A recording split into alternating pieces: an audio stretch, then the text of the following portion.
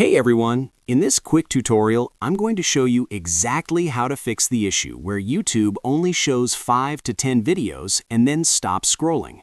If your feed keeps freezing and won't load more content, follow these steps to get everything working again. Alright, let's dive in. First, this problem is not your phone or your settings. It's actually a server-side test YouTube is running.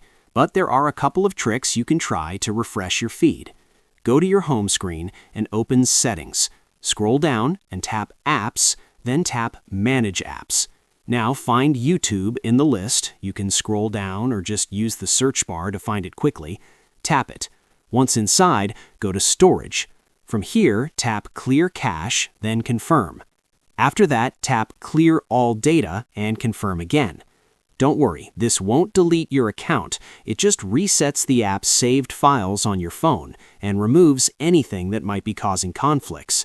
If you're on iPhone, the easiest way is to delete the app and reinstall it fresh from the App Store. Once it's done, go back to your home screen and tap the YouTube icon to open it. Now try scrolling. Your videos should start loading normally. If it still doesn't work, try this quick refresh trick.